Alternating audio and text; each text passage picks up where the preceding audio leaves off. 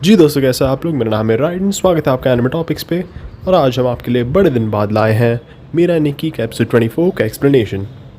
इतने दिन बाद तो आप लोग भूल ही गए होंगे, तो मैं आपको याद दिला देता हूँ। अगर आपको वीडियो अच्छी लगती है तो कमेंट और सब्सक्राइब करेगा, और तो और वीडियो को लाइक करना ना भूलेगा।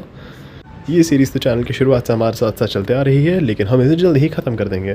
तो अब चलते हैं इस वीडियो पे।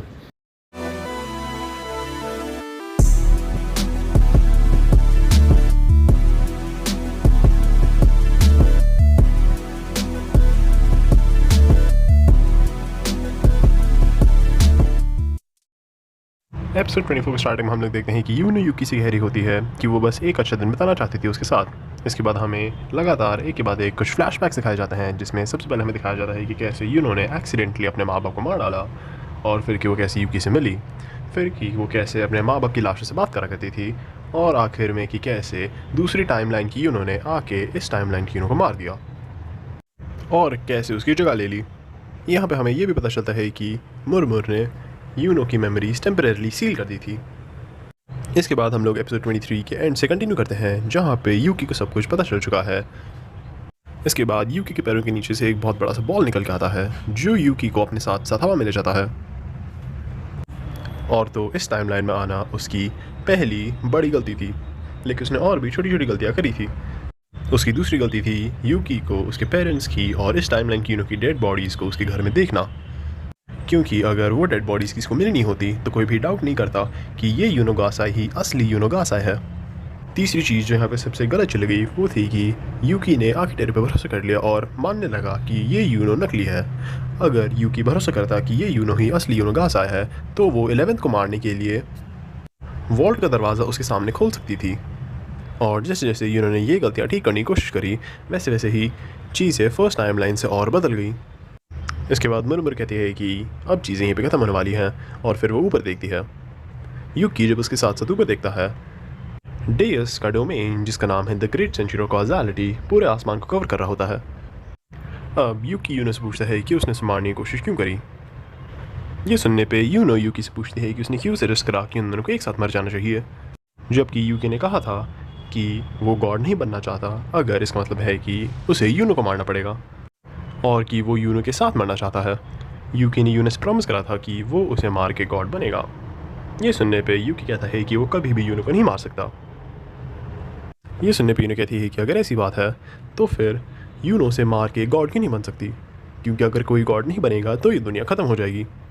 और तो और एक बार जब यूनो गॉड बन जाएगी तब वो वापस पास में जा सकती है और ये सब एक तीसरी बार रिपीट कर सकती है एक तीसरे यूकी के साथ, और कि उन दोनों के यहाँ मरने का कोई पॉइंट नहीं है।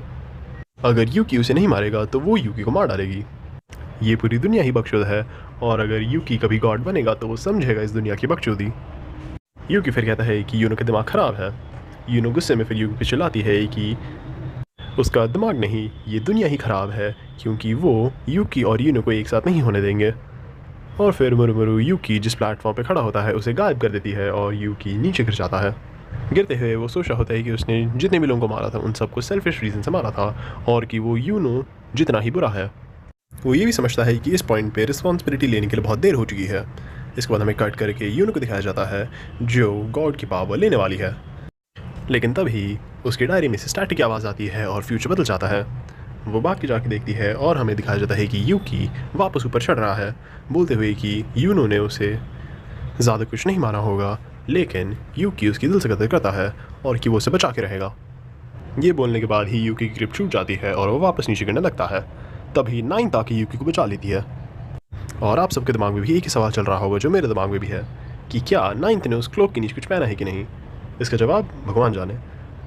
नाइन्थ के यूकी को बचाने के बाद मुरमुरु यूनो को लेके पास्ट में चली जाती है, और यूकी और नाइन्थ भी उनके पीछे पीछे जाते हैं।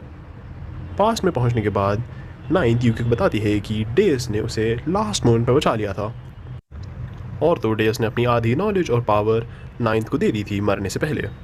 डेयस को ये भी पता चल गया था कि मुरमुरु उसकी सर्वेंट नहीं है, और कि वो सेकंड के साथ एक दूसरी टाइमलाइन से यहाँ पे आई है, और कि वो यहाँ पे सेकंड की हेल्प कर रही है गेम जीतने में, और कि अब ये नाइन्थ की रिस्पॉन्सिबिलिटी है चीज़ों को सही करने की डेयस की जगह।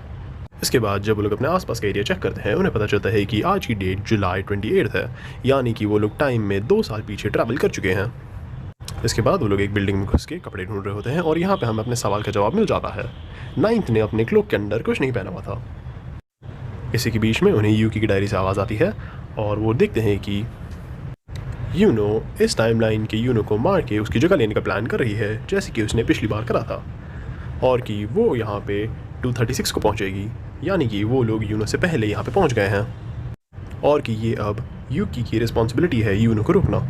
कट करके हमें फिर इस टाइमलाइन की यूनो को दिखाया जाता है और हम देखते हैं कि यूनो के पेरेंट्स उसे कितना बुरा ट्रीट करते थे।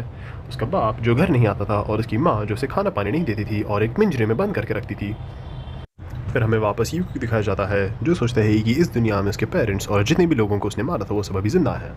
नाइन्थ उसे बोलती है कि एक चीज़ उसे अपने दिमाग में बिठा लेनी चाहिए और वो है कि ये उसकी दुनिया नहीं है, ये एक दूसरी दुनिया है।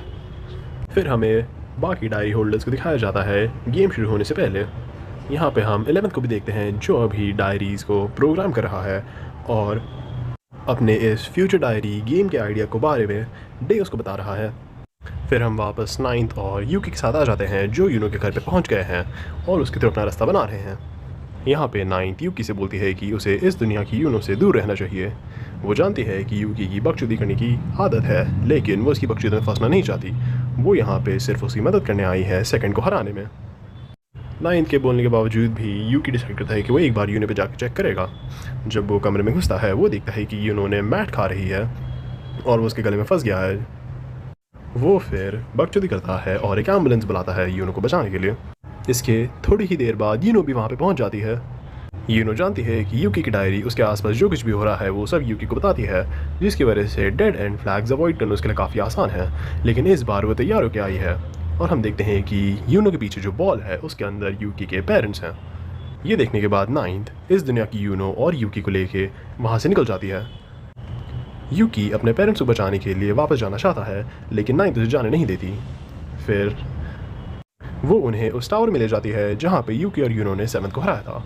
यहाँ पे यूकी की ज़मीन पर पटकती है और पूछती है कि वो किसे बचाना चाहता है, वो सेकंड को बचाना चाहता है या वो जो लड़की उसके अभी पीठ पे है इस दुनिया की यूनो उसे बचाना चाहता है या फिर अपने पेरेंट्स को बचाना चाहता है।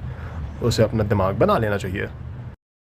आप कुछ भूल रहे हो। ईमानदारी से बताना, करना है नहीं करना, करना है तो करो ना भाई, क्यों नहीं कर रहे।